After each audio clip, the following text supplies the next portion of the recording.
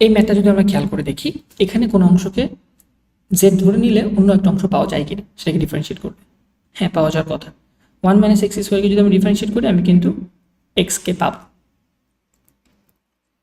পাবো, তাহলে সেক্ষেত্রে আমরা এটা বলে দিতে পারি যে নিচের পুরো রাশিটাকে জেড ধরতে পারো। লেট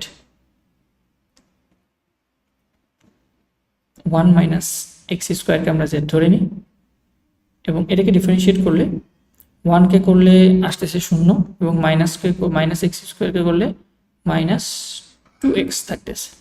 তাহলে -2x dx equals to dz। ম্যাথে দেখতে পাচ্ছি শুধু x dx আছে, -2টা নাই, তো -2টাকে ওপাশে নিয়ে যাই। তাহলে আমরা এটাকে লিখতে পারি x dx equals to dz by -2। তাহলে এখন ম্যাথটাকে যদি আমি রিঅর্গানাইজ করে লেখার চেষ্টা করি, তাহলে আমি এটাকে লিখতে পারবো ইন্টিগ্রেশন 1/√z, আর এটা হচ্ছে dz বাই -2, এবং মাইনাস হাফটাকে বাইরে নিয়ে আসি।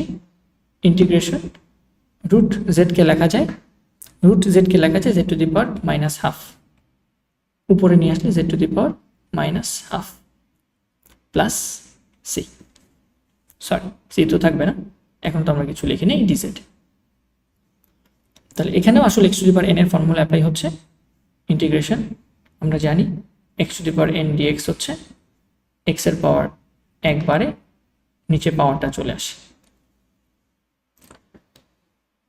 তাহলে আমরা যেটা করতে পারি, -1/2টা বাইরে থাকবে, z এর পাওয়ার -1/2 প্লাস 1, এবং নিচে -1/2 প্লাস 1 প্লাস সি।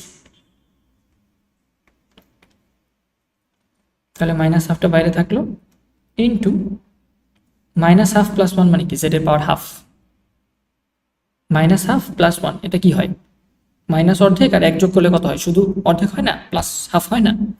তাহলে এটা হবে z to the power half, আর নিচে আসবে হাফ।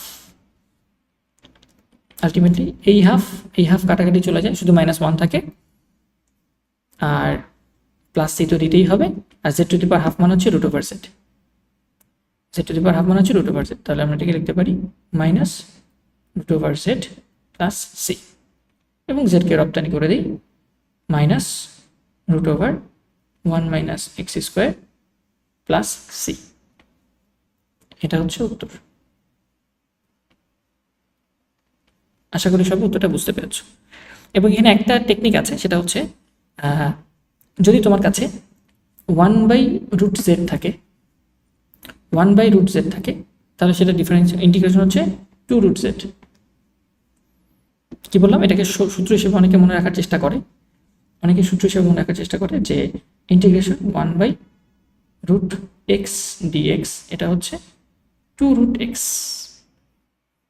এটাকে অনেকে সূত্র হিসেবে মনে রাখার চেষ্টা করে, তোমরাও রাখতে পারো। যেমন আমরা এখানে যেটা পাইছি, এই যে ইন্টিগ্রেশন 1/√z dz, হাফটা তো বাইরে চলে আসবে, সো 1/√z এটাকে লিখতে পারো একবারে 2√z, আর এই -1/2টা তো বাইরে ছিল, সো -1/2, এই 2 কাটা যায়, সো আলটিমেটলি -√z থাকে, এই যে -√z থাকতেছে। সো এখন থেকে তোমরা চাইলে ডিরেক্টলি এই ফর্মুলা হিসাবে মনে রাখতে পারো যে 1/x dx হচ্ছে 2√x ইন্টিগ্রেশন।